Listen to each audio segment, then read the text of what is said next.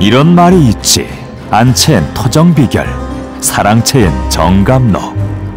그 정도로 조선 사람들이 이 두 권의 책을 많이 읽었다는 얘기야. 그런데 정감록은 조선시대엔 금서였어. 왜냐고?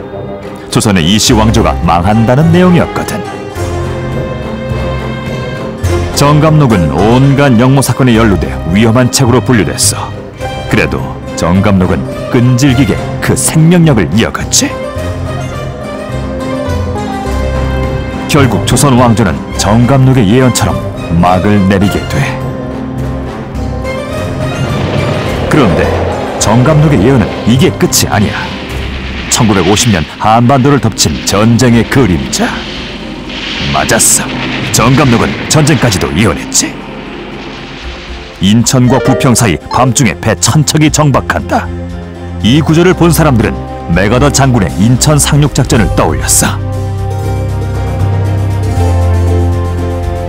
백두산 북쪽에서 오랑캐 말이 긴 울음소리를 내면 평안도와 황해도 하늘에 원한 맺힌 피가 넘칠 것이다.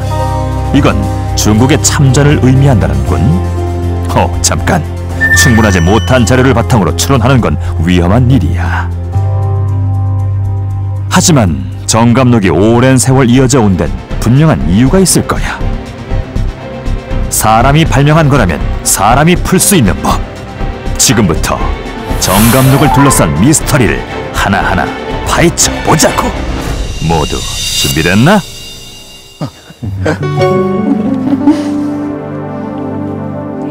역사저널 그날 서울기획 한국인의 비결 그 두 번째 시간입니다. 자, 모두 준비되셨나요? 네, 오늘 살펴볼 비결은요, 그 정감록인데요. 정감록에 와 저런 내용까지 나와요. 정확하게 네. 이게 뭐 6.25 전쟁이다 이렇게 네. 그 딱 지목은 하지 않는데 네. 그 방금 보셨듯이 뭐 인천 상륙작전이라든가 중국군이 이렇게 들어온다라든가 네. 이런 정황을 보여주는 이런 내용들은 있다라는 거죠. 그러니까 이제 정감록을 믿는 사람들은 정말 맞지 않느냐고. 네. 정말 이게 대단한 예언사 아니야? 네. 이런 그 생각을 갖게 한 책이 바로 정감록이다. 정말 배 1000척 정도 규모라면 네. 저거밖에 없거든요. 사실 상륙작전밖에 없잖아요. 조선시대 예언서라 그래서 그냥 조선시대에 그칠 줄 알았는데 의외예요. 유통기한이 정해진 게 아니네요. 그렇죠. 근데 정감록 문구라는 게 또 이게 해석하기 나름이잖아요. 근데 어쨌든 제가 아는 게 있어요.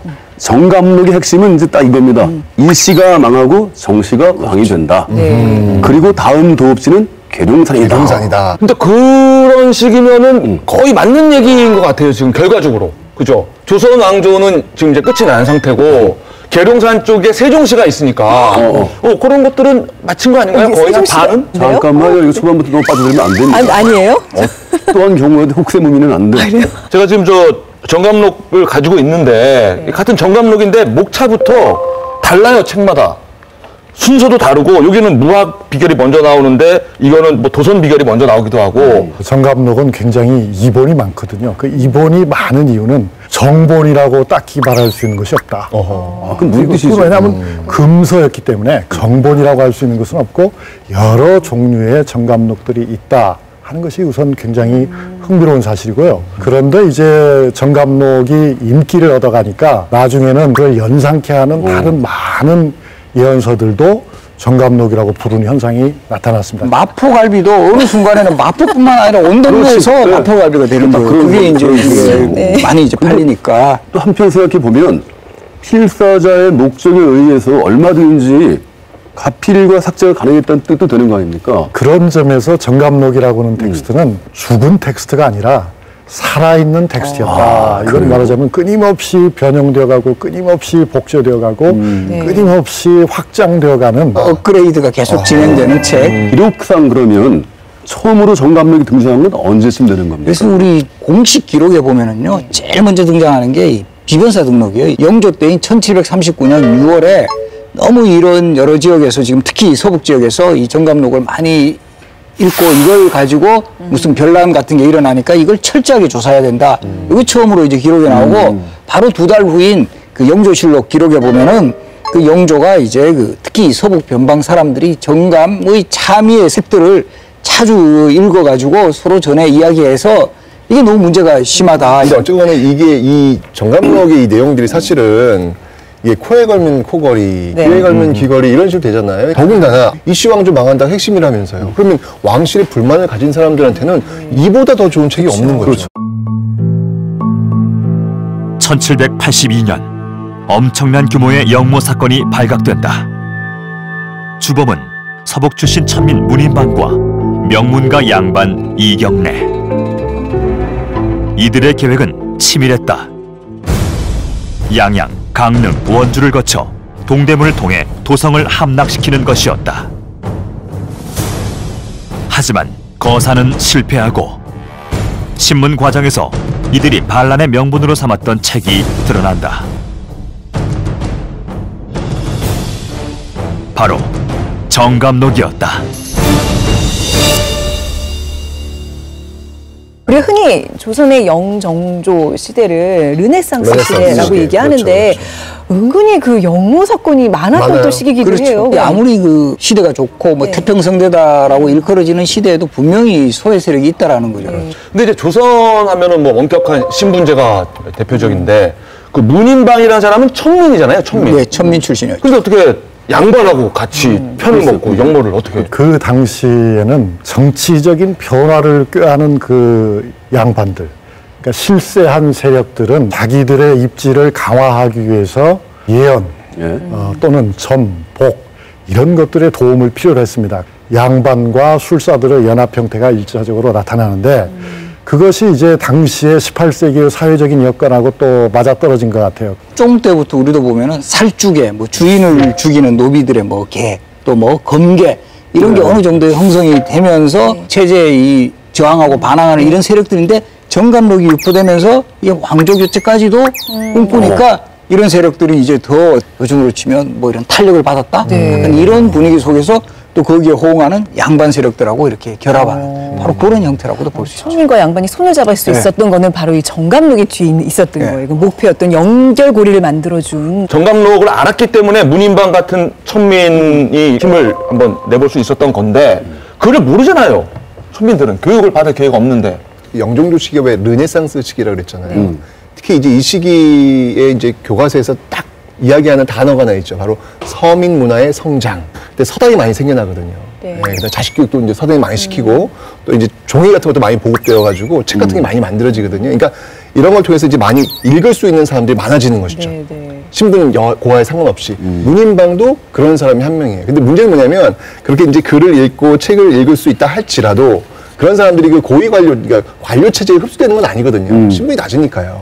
그러니까 신분 그 고위 관리에 흡수되지 않았던 그런 사람들, 뭐 문인방 같은 천민이나 뭐 서얼이나 몰라 양반들, 잔반이라고 하잖아요. 이런 사람들 같은 경우에는 경제 기반 없이 예, 그냥 이렇게 글을 팔면서 예, 이렇게 생계를 유지하는 그런 사람이 많았던 거죠. 네. 정감록이 빠르게 일반 그 서민들에게까지 유통될 수 있었던 결정적인 원인 중에 하나가 바로 이제 한글본의 탄생이죠.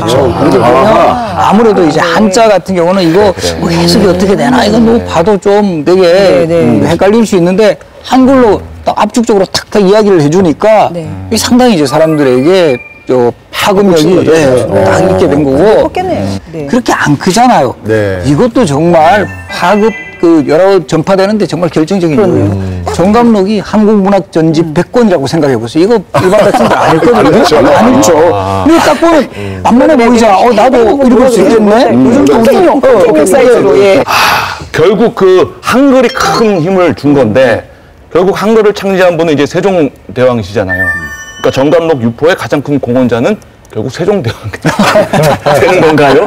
그게 한글의 힘인 것 같아요. 그 파급 효과는 아마 세종대왕도 예측하지 못했을 거예요. 이런 혁명적 사상, 네. 이시왕조를 무너뜨리는 혁명적 사상을 가진 이 책들이 회자되리라고 세종대왕이 알았겠어요. 저는 뭔가 이렇게 매력적인 사람들의 마음을 사로잡는 뭔가가 있었을 거 아니에요. 어떤 내용이 그랬을까요? 아쉽게도 이게 아마 그 사건이 일어났을 때 폐기 처분했겠죠. 이런 책들을 이 불운한 책들을 놔둘 수는 없잖아요. 그래서 내용은 알 수 없어요. 근데 당시 그 대사관이 정조한테 올린 그 문서를 보면 이런 내용이 들어가 있어요. 삼자, 육자 등의 흉악한 말은 삼자 육자? 참으로 너무나 불측한 것이었습니다. 많은 내용이 나와요. 3장 6장은 뭐예요? 최태성, 이유성, 6글자 이런 거. 정말 흉악한 아니, 갑자기 이제 뭐 소름이 삭히시는 그런 정말 우리가 궁금하게 생각하는 거 아닙니까? 이제 그 과연 3잔이 6잔이 하는 것이 뭐겠는가? 그러니까요. 취조 문서 같은 데서 얼핏 나오는 그래도 또 힌트들이 있거든요. 뭐냐면 결국 조선 왕조는 이제 곧 망한다 하는 내용이고요. 그럼 망한 다음에 어떻게 될 것인가가 또 나와야 되지 않겠습니까? 그럴 때 이제 계룡산에 도읍한 새로운 나라가 만들어진다. 그럼 누가 어떻게 그걸 하느냐도 이른바 정성진이라고 하는 것이 많이 등장해요. 정시성을 가진 진인이 등장한다. 메시아 같은 그렇죠. 사람을 구원해주는. 뭔가 그 존재가 어디서 나타나는가 하면은 산도 아니고 들도 아니고 해도 즉 섬에서 나타난다. 바닷가에서. 아마 그 섬이라고 하는 지역이 당시 17세기나 18세기 사람들에게는 뭐랄까 미지의 세계, 미지의 세계. 상상의 세계이기도 하고 홍길동도 왜 섬으로 들어갔어요? 그렇죠.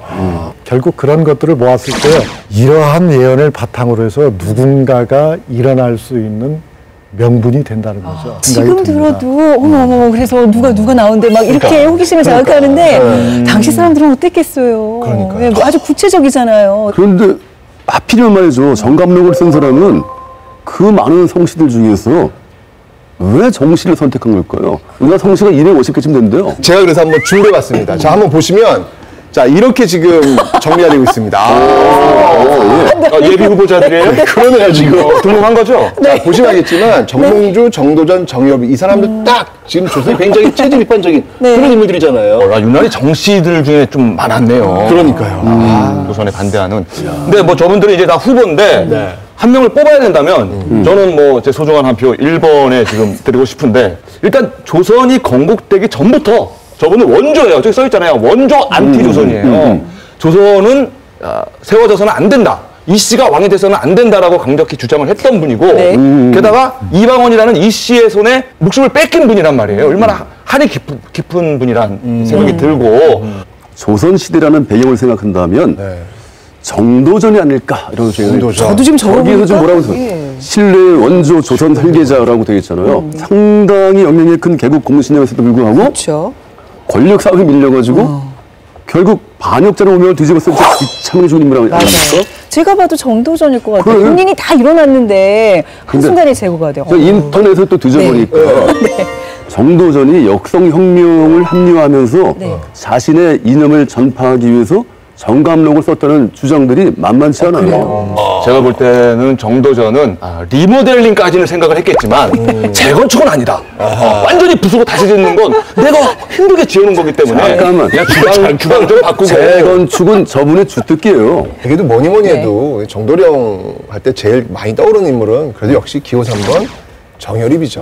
왜냐하면 기본적으로 선조 그때 당진 때 정여립 모반 사건 너무 유명하잖아요. 정여립이라는 인물이 정말 혁신적인 사상을 가지고 있었던 사람인데 결국 관군에 쫓겨가지고 결국 스스로 죽잖아요. 저도 정여립에게 뭐 한 표를 보통 이런 거 할 때 조선시대 같으면 약간 이런 정감록 하면 또 술사처럼 이름으로도 뭔가 했을 것 같아요. 정여립의 여자는 나 여자로도 많이 쓰일 수도 있어요.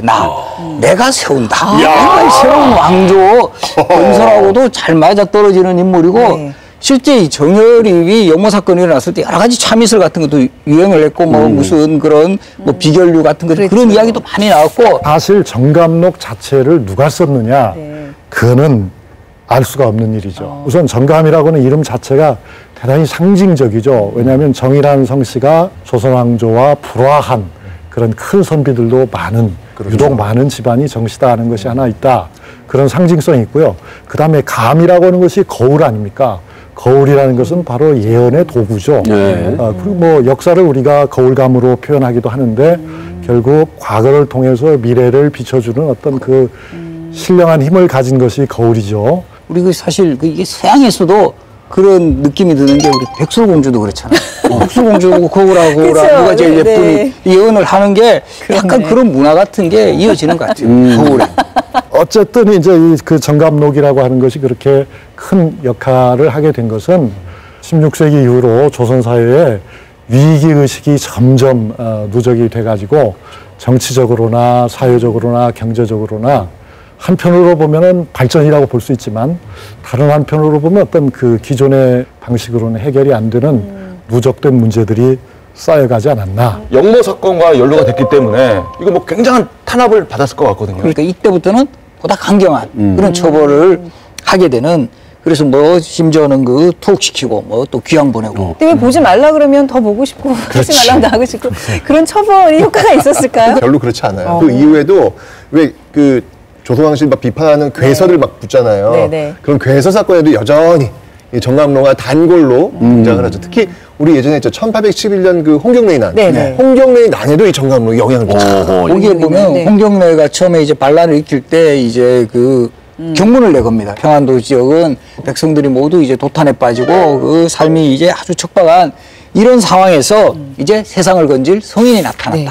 평안도 지역이 이 양반이 고향이라 가지고 직접 손을 대지는 못하고 우리들에게 명해서 반란을 일으키겠다. 근데 이게 어느 정도 먹힐 수 있었던 게 그 네. 당시 이미 사람들이 대부분 이 성인, 이 정감록에서 말하는 이 정진인의 존재를 다 아니까 바로 그 세상, 그런 세상이 우리 시대에 오는구나. 이러면서 정말 이 많은 그 백성들이 공기에 다 적극적으로 가담하는 이 초반에는 상당히 승승장구하잖아요. 역사 곳곳에서 등장하는. 그러니까요. 이 조선이 때 정말 그 변화의 에너지를 일찍 갖고 있는 거예요. 그러니까 홍경래가 정씨였으면 더 성공했을 가능성이 높아요. 정경래였습니다. 정경래였습니다. 정경래의 난. 이름 좀 바꾸지. 난을 성공시킬 것이냐, 그러니까요. 아버지를 바꿀 것이냐. 나라가 망할 때쯤엔 새로운 왕조가 들어선다는 소문은 어느 시대나 있었던 거잖아요. 유독 근데 정감록이 백성들로부터 이렇게 오랫동안 큰 지지를 받았던 이유는 뭘까요? 저는 이렇게 생각합니다. 이 정감록이 가지고 있는 특징이 장기적인 인기를 보장했다. 그럼 그 특징이 뭐냐? 한마디로 얘기하면 정감록은 예언의 호수였다. 천문, 점성, 음양오행설적인 요소들이 정감록 안에 다 들어있다. 그 다음에 이제 또 하나 우리가 빼놓을 수 없는 것이 풍수죠, 풍수. 그리고 이제 무엇보다도 중요한 것이 미륵신앙입니다. 진이라고 부르는 것 자체가 그런 거다 하는 거고요. 게다가 또 한 가지가 이제 추가가 되는데 이게 이제 18세기 이후 아마 19세기쯤일 것 같은데요.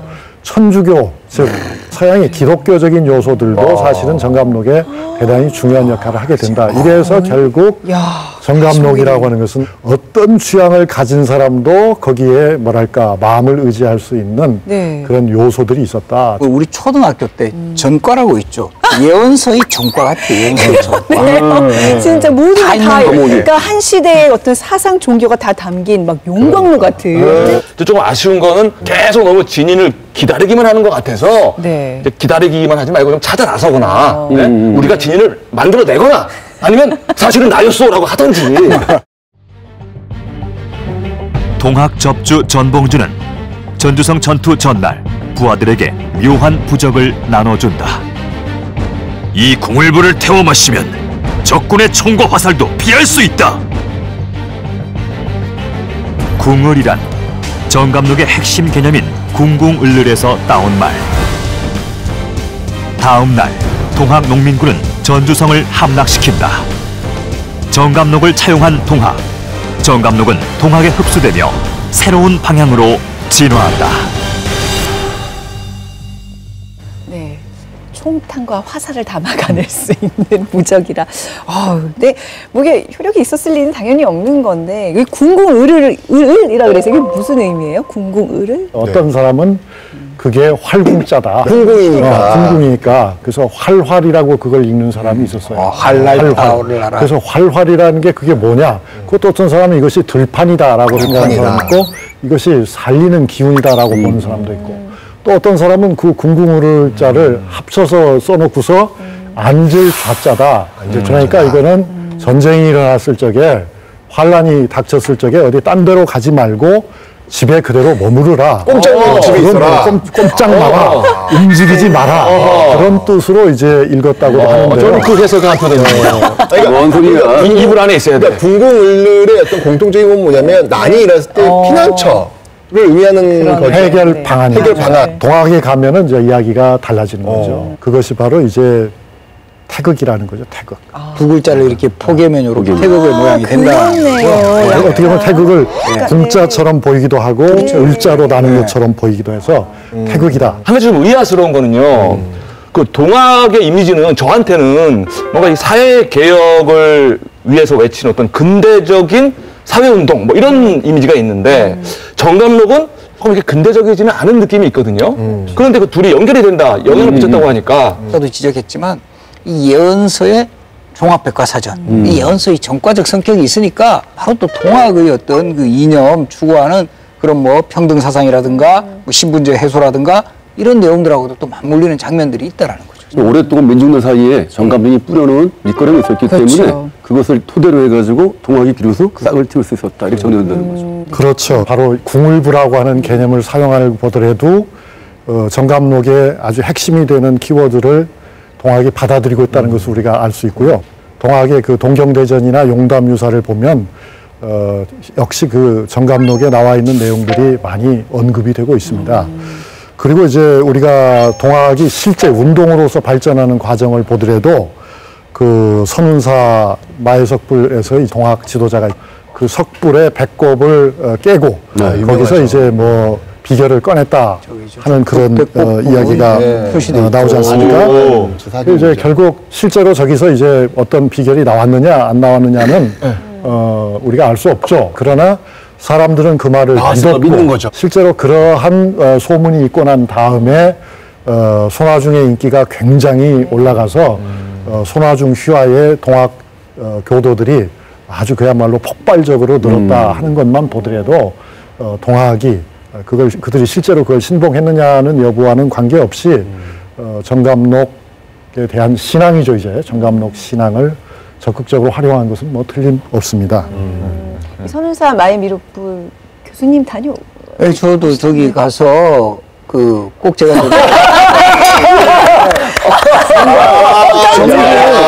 이거 교수님 사진이었어요. 보면 저 거의 비슷하게 포즈를 취했어. 표정까지 비슷하게. 네, 뭔가 저 전기를 좀 받아들여야 되겠다.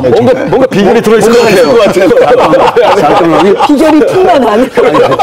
정말 그 놀라운 현실인 것 같아요. 한때는 그 주로 혹세 무민에 이용되던 그런 비결서였는데 그쯤에는 단순한 예언서가 아니라 동학이 흡수된 이후의 정감록은 체제에 저항하는 하나의 사상 내지 이데올로기로까지 어떤 그 발전하는 것이 아닌가. 어찌됐든 세월이 흐르고 조선 왕조가 이제 몰락을 하잖아요. 그렇죠. 그렇다면 이런 면에서 정감록의 예언은 실현됐다고 봐야 되는 건가요? 일본 식민지라는 더 지독한 지옥이 기다리고 있었다는 거죠. 맞아요.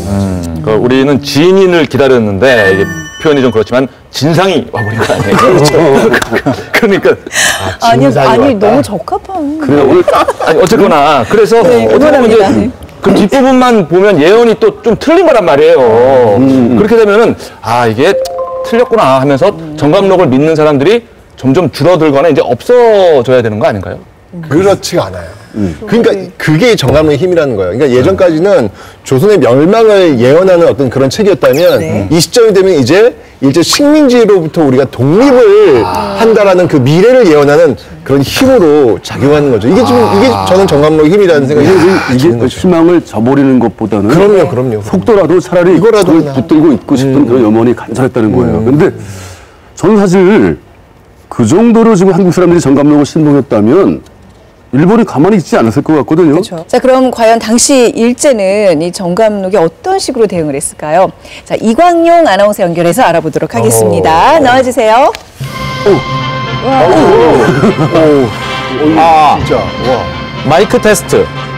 오늘도 변함없이 저희 독립뉴스를 시청해주시는 패널 여러분, 댁에서 이 시간을 기다려주신 전국의 독립뉴스 시청자 여러분, 그리고 독립운동가 여러분, 안녕하십니까? 일제강점기 답답한 심정을 뻥 뚫어주는 사이다 같은 독립뉴스. 1923년 3월 신간 소식을 전해드립니다. 신간? 세상의 모습을 드러내지. 다시 할게요. 재밌었어. 세상의 모습을 드러낸 지 150년. 그동안 단 한 번도 제대로 인쇄되지 못했던 정감록이 일본에서 최초로 간행됐다고 합니다. 일본에서? 일본에서. 그럼 그동안은 그냥 한 번도 그러면 조선이나 한국에서 인쇄된 바가 없다는 뜻이네요, 이 얘기가. 무슨 얘기예요? 조선시대 금서로 분류되면서 출판은커녕 가지고 있는 것조차 철저하게 금지됐던 정감록이 일본에서 간행됐다. 뭔가 뒤가 구린 의도가 숨어 있는 것 같은데요. 이번에 정감록을 최초로 편집 간행한 인물은 호소이 하지메란 사람입니다. 알아보니까 그 전에도 조선 문화사론이니 조선 문제의 근본적 해결이니 한국 전통 문제에 대해 글을 썼던 인물인데요. 이 제목만 봐도 이 사람 어떤 사람인지 조금은 짐작이 되시죠? 한국의 역사와 문화 연구를 통해서 식민 당국 통치에 이바지하려 했던 인물입니다. 조선 문제의 근본적 해결이라는 제목의 책을 냈다고 하잖아요. 근데 정말 조선 문제의 근본적 문제가 일본 아닙니까? 그렇죠. 자기의 어떤 시커먼 뱃속을 먼저 폭로해야 되는 거 아니에요? 두 분 말씀이 지당하십니다. 아시다시피 지난 1919년 3월 1일 우리 한국인들은 평화적인 만세 운동을 통해 일본에게 우리의 확고한 독립 의지를 보여줬습니다.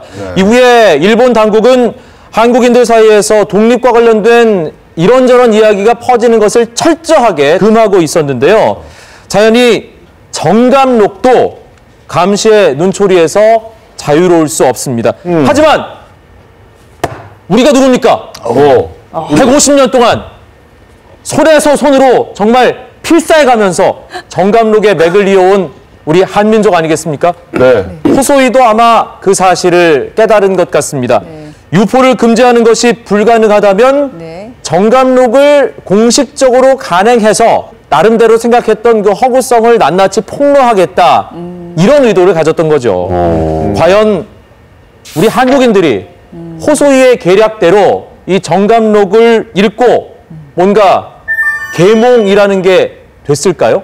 만만한 민족이 아닌데 우리가. 하지만 책만 불티나게 팔려서 2판, 3판까지 정감록이 정말 여기저기 널리 퍼지고 있다고 합니다. 금서라서 차마 구해 읽지 못하던 사람들도 정감록을 쉽게 구해서 읽을 수 있는 상황이 된 거죠. 더 반가운 건 이 뜨거운 인기에 힘입어서 한국인이 편찬한 정감록까지 간행됐다고 합니다. 얼마 전까지만 해도 구하기도 힘들고 몰래 봐야 했던 정감록. 이제는 골라보는 재미까지 누릴 수 있게 됐습니다. 지금까지 독립뉴스 이광용이었습니다. 감사합니다. 정감록을 어차피 막을 수 없으니까 이렇게 왜 담배나 술에 이제 경고 문구 넣듯이 이제 얼마나 이게 위험한 책인지 막 이렇게 비판하는 글을 적어놨다는 거 아니에요. 그런데 더 많이 팔렸다. 그러니까. 근데 정감록을 정식으로 이제 가능한 게 일본이라는 게 이게 조금 아이러니하네요. 정말 깜짝 놀랐어요. 사실 제가 조사해 보니까 19세기 말부터 정감록을 수집하고 나름대로 관심을 가졌어요. 그래서 지금 남아있는 그러니까 활자화된 정감록들은 뭐랄까 그런 그 혁명적, 변혁적 색채가 아주 강한 것이라기보다는 좀 오히려 약한 것들이 남아있는 것 같습니다. 희석을 시켜가지고. 일본의 의도대로 편집을 해버렸다라는 거죠. 오히려 지금 남아있는 것보다 더 뭔가 좀 개혁적이고 저항적인 내용이 있었을 텐데 그 부분이 빠졌다는 말씀인데 또 이게 참 사필귀정인 것이 그렇게 된 정감록이지만 오히려 또 그것들을 더 많이 보고 이름으로써 사람들은 독립 의지를 더 불태울 수 있었고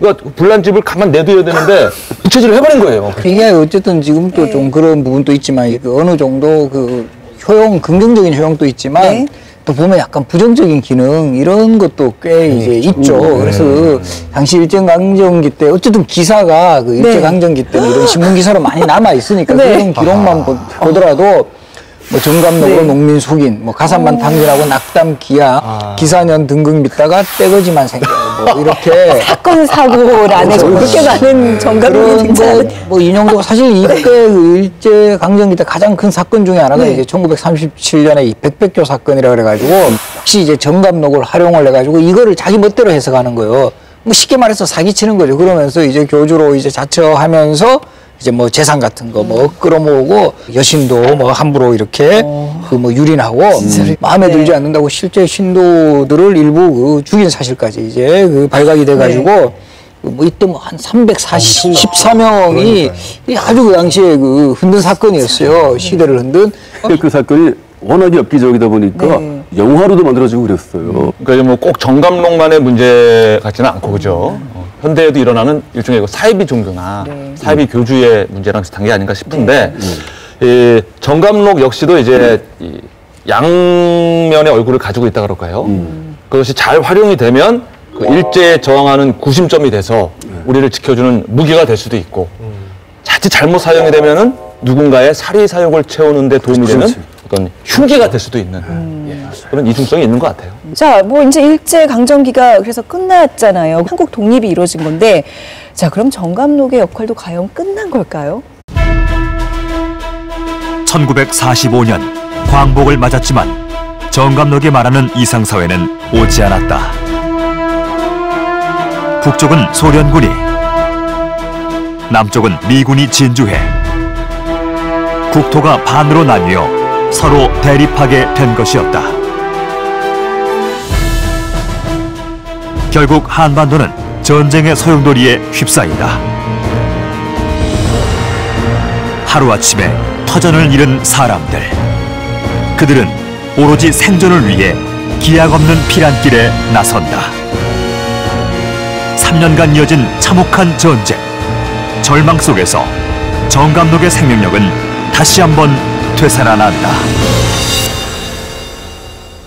예, 나라는 되찾았는데 또 전쟁이 발발했어요. 그러니까 이 정감록에서 얘기하는 좋은 시절은 도대체 언제 오는 걸까요? 자, 그래서 불러봅니다. 실례, 실례합니다. 실례하세요. 쇼 들여다보는 부채도사 댁이 맞나요? 그렇고 맞아. 어떻게 알고 왔어? 맞아. 자, 궁금한 게 있으면 이제 다 물어보면 돼. 알겠습니다. 네. 하나도 모르는 것처럼 그러시더니 뭐 이제 다 물어보래요 또. 이제는 내가 아니라 부채신께서 모든 걸 다 대답을 해주게 돼 있어. 그럼 제가 좀 물어볼게요. 저기, 여기 보면은 이런 말이 있어요. 호랑이와 토끼애를 당하여 이 남북이 서로 이 소채 발같이 대치하리라. 이게 무슨 의미예요, 도사님? 자, 호랑이와 토끼. 1950년. 네. 1950년이 경인년 호랑이해. 호랑이해. 그 호랑이해에 이 남과 북이 대치해서 유효가 일어난다. 이런 뜻이지. 글쎄, 뭔가 그럴까? 호랑이와 토끼 진짜 그러네. 부채시냐. 그래요? 신기하네. 그럼 저 이거 하나만 더요. 금강산 서쪽과 오대산 북쪽은 12년간 도둑의 소굴이 된다. 요거는 요거는 왔다. 휴전선. 휴전선. 강원도 북쪽에 이 금강산과 오대산을 사이에 두고서 남북이 대치하는 휴전선이 생긴다. 이런 얘기지. 그래서 그쪽은 많이 소굴된다. 그렇지. 그럴 수 있을 것 같은데 12년은 뭐예요, 그러면? 12년 동안이라는데 지금 10년 선생님 얼마인데? 부채신이 숫자에 좀 약해서. 그러니까 12년일 수도 있고, 아니면 뭐 12간주와 그 10간주인가? 60년이 될 수도 있는 거고, 그거는 이제 그때 달라요. 이렇게 좀 여기서 약간 너무 세밀한 거는 별들에게 물어. 자, 딴 거. 알았어요. 근데 정말. 지금까지 그 맞추는 거 보시면 신동력이 대단하신 것 같아요. 근데 진짜 궁금한 게 있어요. 그래. 진짜 궁금한 게 이거 진짜 꼭 좀 알려주세요. 진인은 언제예요? 진인. 야, 요거는 정말 중요한 질문이야. 요거는. 이게 진짜 중요해요. 요거는 제대로 너무 한번 궁금해요. 부채신께 한번. 예. 자, 부채신이시여. 자, 진인이 옵니까? 안 옵니까? 온다? 안 온다? 이미 왔다! 뭐 이미 왔다? 이미 왔다고요? 이미 왔다! 이미 왔다는데? 이미 왔다. 자, 이게 무슨 말이냐면. 진인이 왔다고요? 이미 왔다는 거야. 자, 잘 보라고, 이걸 잘 보라고. 진인이 왔다는 자, 게 뭔 소리예요? 진인이잖아, 진인. 네. 자, 참진, 사람 인자를 쓰는데. 진, 그쵸. 인. 뭐예요? 트루. 트루. 맨. 네. 응? 트루맨. 이거 뭐야? 헨리 트루만 대통령이 이름이 진인이야. 트루맨. 아니 웃긴 게 아니라 저 소리 듣기 아니 뭔 말이야 지금 말도 안 되는 소리 코에 걸면 코골이 진인은 외국인이었어. 이게 무슨 말이 되는 소리예요? 아니 그 우리 6.25 전쟁 때 그 미국의 대통령이 트루먼 대통령 아닌가? 그분이에요, 그분. 근데 이거는 내가 하는 얘기는 아니고 네. 최신이 하는 얘기야. 아니 그 부채심만 하는 이야기 아니라 네. 진짜 정감록을 그 신봉하는 사람들은 진인이 바로 이제 트루먼 영어로 하면 그대로니까 그런 내용들로 많이 이제 해석을 하잖아요. 아니 지금 우리가 지금 열심히 정감록의 세계에 대해서 계속 얘기해왔는데 이렇게 미국 사람이에요? 한국 사람. 거의 무슨 허무개그 아니에요, 허무개그 이렇게 되네요. 이게 어쨌든 6.25 전쟁기 때 미국에서 가장 많은 이제 군대와 구호물자를 보내왔으니까 또 그렇게 생각하는 사람도 있다라는 거죠. 그러니까 이게 말은 되잖아. 그 정말 그러네요. 진짜 말은 되는데. 이거 그것이 뭐 도와주러 온 건 분명하고 그죠? 그럼. 재민이 트루. 이야.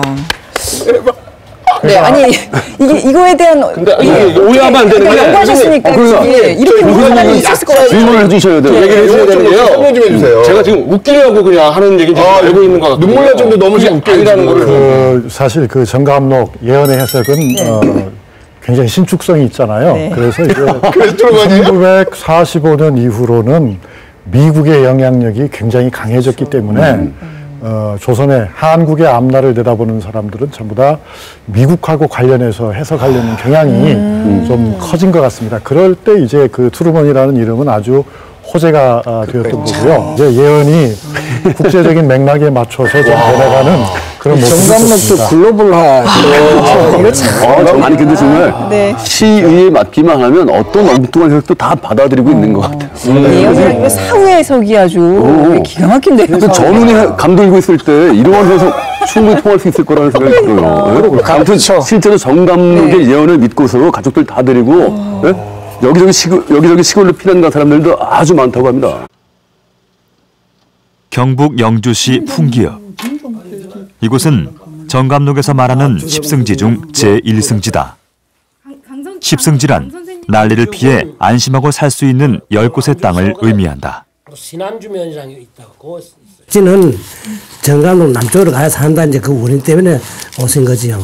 우리는 그걸 느끼지요. 우리는 또 이부 사람이 그 다음에 일사후대 때나 그 다음에 저기 나온 사람 있잖아요. 그 사람 정말로 막말 총알이 핑핑하고 거기서 어린애는 이제 우까봐 입에 사탕 물리고 꿀 물리고 그래가지고 밤에 그 해가 나오자니까 죽을 고생해가 나왔지. 그러니까 나왔다는 잘한 거고.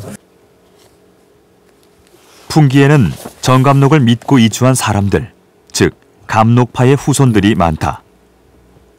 풍기 향토사를 연구하는 김인순 씨도 그중 하나다. 소백산 양수지간에 중앙선 1940년 4월 1일자로 개통이 됐기 때문에 개통이 되고 나와가지고 불과 한 5, 6개월 있다가 해방이 됐는데 그래서 터를 이제 이쪽에서 공원산이라는 저 근계동 제일 끝머기 일할풍기 근계촌이라는 근계촌의 자리를 우리 아버지 잡은 거예요. 그래가지고 그 당시에 뭐 땅 그저 집터 정도는 살 수 있는 정도를 해가지고 와가지고 억지로 이제 집을 꾸리고 그 식구 어쨌든 간에 뭐 대식구 같은 식구들을 하여튼 들다 놓고 광복 전 평안북도에서 가족을 이끌고 내려온 김인순 씨의 아버지는 마지막까지도 정감록에 대한 희망을 놓지 않았다. 우리 아버지가 신문만 보면은 뭐 믿었다고도 봐도 돼. 정시만 찾는 거야. 정시만. 큰 대자로 정시만. 정시가 나와 대통령이 돼야 통일된다는 거를 항상 생각해요. 하여튼 정시에 대한 정가 나와가지고 그래야 이게 남북 통일이 된다는 말은 하셨어요. 통일이 돼서 고향 땅을 밟고 싶은 그 간절한 마음이 담겨 있는 거네요. 그죠? 맞아요. 그러니까 저렇게 고향을 버리고 낯선 데 가서 정착을 하는데 그저 정감록 하나를 믿고 간다.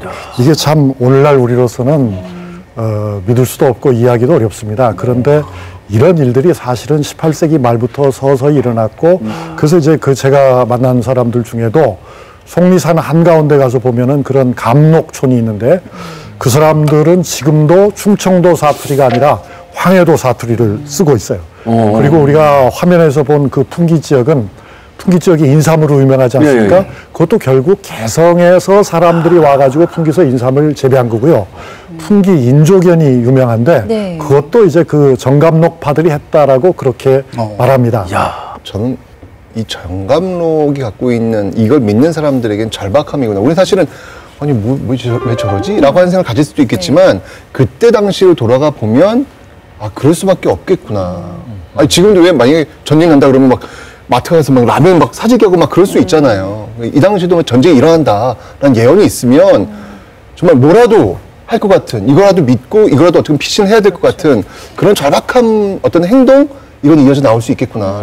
어떻게 보면 이제 정감록 덕분에 그분들이 살아남은 걸 수도 있겠고, 또 거꾸로 저분들이 살아남아줘서 우리 정감록이 소중한 또 책이 되는 걸 수도 있겠다라는 생각도 들고 그러네요. 그러니까. 근데 이제 궁금한 거는 십승지라는 말이 나왔는데. 십승지. 그거를 좀 알아둬야 될 것 같거든요. 여차분 내려가시게요. 그냥 알아두면 상관없잖아요. 이게 통화 됐기 때문에. 가능이고 기울인 게 다른지. 그런 것도 있거든요. 애기 그렇죠. 어디입니까? 궁금하네요. 그러니까 십승지라는 말을 문자 그대로 보면은 저기 지도에 나와 있는 것처럼 열이죠. 10이니까. 그러니까 10군데의 명당 중에 명당이다. 그런 말이죠. 아유, 이거 오늘 이 시간 이후로 이거 닦아 올라간 거 아니에요? 안동도 들어가 있죠. 그런데 이 지도에서 보시는 것처럼 대체로는 태백산과 소백산 사이가 대부분이에요. 저는 근데 저 지도를 볼 때마다 늘 사실 궁금하고 의문인 게 저거 보면 북한 사람들은 정말 불쾌할 것 같아요. 십승지는 왜 다 남한에만 모여있어요? 그건 진짜 한마디 해야 될 것 같아요. 왜냐하면 그걸 남선 사상이라고도 합니다. 그러니까 승지는 전부 다 남쪽에만 있다는 건데 그것은 삼국 통일이 평양에서 원산만까지 되었기 때문입니다. 그래서 한국 역사의 주된 흐름이 중부 이남이었어요. 그래서 이제 전통적으로 그렇게 생각한 것이고, 그 다음에 두 번째 요소는 한국을 위기에 빠뜨리는 그 침략은 대체로 북쪽으로부터 왔습니다. 그러니까 결국, 그렇죠. 오랑캐들 침략, 특히 이제 병자호란이라든가 정묘호란을 생각해 보십시오. 그래서 평안도나 함경도나 황해도 사람들은 되도록이면은 날씨도 따뜻하고 역사적으로 말하자면 주류 입장에 있었던 남쪽으로 내려오기를 바랐던 거죠. 이게 어떤 조건이 있나요? 이 십승지가 되려면 뭐 또 다른 조건이 있나요? 그 이제 말씀드린 것처럼 가장 중요한 것은 역시 이제 삼재를 피할 수 있잖아요. 삼재를 피할 수 그 삼재는 뭐 정감록적으로 정리한다면은 이제 자연재해가 들어가고요. 그다음에 전쟁이라고 하는 것이 또 들어가고요. 그다음에 이제 전염병이라고 하는 요소가 있죠. 19세기 후반이 되면 전염병, 특히 호열자 같은 거, 그 콜레라가 아주 유행했으니까 그런 곳으로부터 안전한 지역은 역시 산속 깊은 지역일 겁니다. 그런데 지금 딱 듣고 보니까 그런 무슨 삼재라는 거, 그런 자연재해, 그런 건 오늘 국가가 국민의 삶을 지탱해 주기 위해서 기본적으로 해줘야 되는 그런 건데 그걸 찾겠다고 나선 걸 보면 우리 민족이 그동안 얼마나 어렵게 살았느냐 그렇게 보여주는 중요한 얘기예요. 국가의 역할이 무엇인가에 대해서 좀 생각해보게 되는. 각자 도생.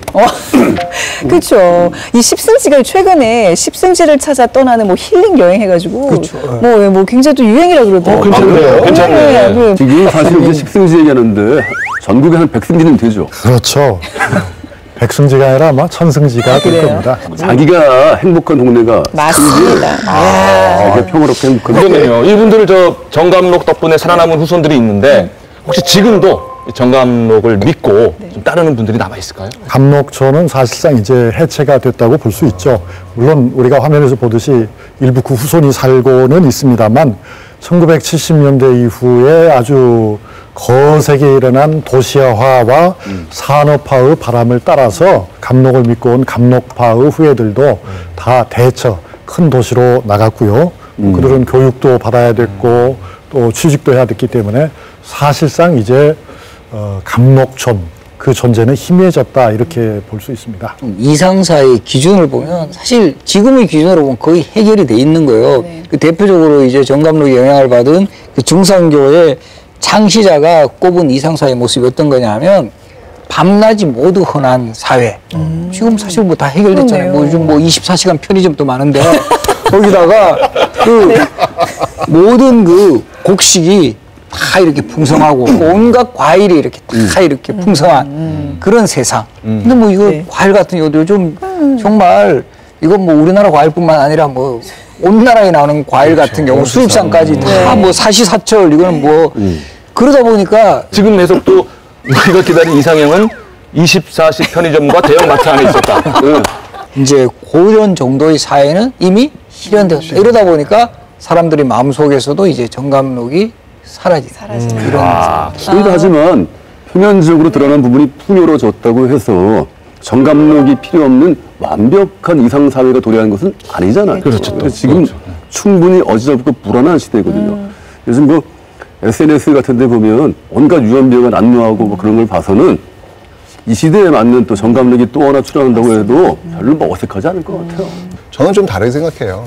정감록의 효용성은 이제 끝났다. 저는 제가 볼 때 정감록은 그러니까 봉건 사회, 전근대 사회에 유용했다. 왜냐하면 그 당시 그 기층 민중들은 어떤 그 무능한 정부를 바꿀 수 있는 어떤 그 힘이 없었잖아요. 그 주체가 될 수가 없었잖아요. 근데 지금 같은 경우에는 우리가 선거라는 걸 통해서 얼마나 새로운 세상, 이상형의 세상을 만들 수 있는 어떤 그런 기회가 있기 때문에 저는 뭐 지금 또 이런 것들이 또 나온다는 건 좀 저는 이 시대에는 맞지 않다. 어떤 우리가 오늘 짚어본 새로운 의미의 어떤 정감록을 통해서 정감록을 좀 새롭게 정의한다면 어떻게 말씀하실 수 있을까요? 제가 좀 준비를 해봤어요. 이게 뭐예요? 투표용지 투표용지잖아요. 보이시죠? 네. 네. 저는 아까도 살짝 말씀드렸지만 저는 우리 시대의 정감록은 바로 이 투표용지다라는 생각이 들어요. 이 투표용지를 잘 보면요. 이 안에 통일도 있고 이 안에 복지도 있고 이 안에 성장도 있고 이 안에 다 있어요. 이 안에 진인이 있네. 저는 이게 미래 예언서라고 하지만 제가 볼 때는 미래 예언서가 아니고 과거에서 현재로 보낸 그 시간이란 화살에 꿰어서 보내준 일종의 경고장이 아닌가. 그 수신인은 권력자들. 좋은 자리 있을 때 잘해라. 좋은 백성이 있을 때 잘해라. 백성들은 항상 새로운 희망을 꿈꾼다. 그런 어떤 과거에서 온 편지가 아닐까. 한마디로 얘기하면은 이제 그 민중의 희망과 절망이 교차하는 지점에서 핀 꽃과도 같았다. 그런 연꽃이었다 이렇게 생각이 됩니다.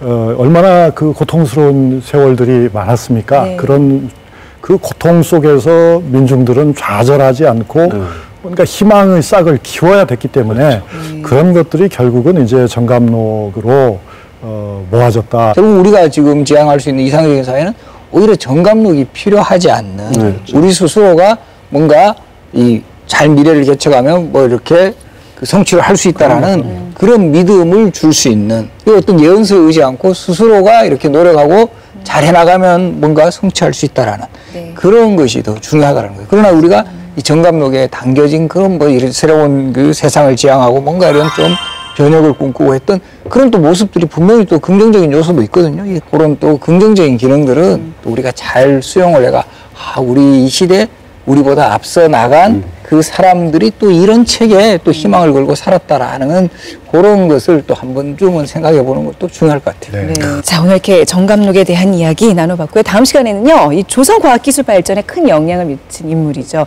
장영실을 저희가 2회에 걸쳐서 살펴볼 텐데요. 첫 번째 이야기로 태종, 노비 장영실을 발탁하다라는 주제로 찾아뵙도록 하겠습니다. 오늘도 함께 해주신 여러분 고맙습니다. 고맙습니다. 고생하셨습니다. 준비했던 거 그거였어요. 정감록은 술과 같다. 정말 오랜 세월 사람들과 보타면서 위안이 되어주고 희망이 되어주고 뭐 행복이 되어주고 적당히 마시면 과하면 중독되고. 그런데 이게 과하면 좋네요. 정말 반드시 폐가 방식이 이렇게 돼요. 괜찮네. 잘 먹으면 진인이 오지만 잘못 먹으면 진상이 되는 거야. 그걸 그러네요. 우리 진인 만나러 빨리 갑시다. 그래요. 진인을 만나든지 진상을 만나든지.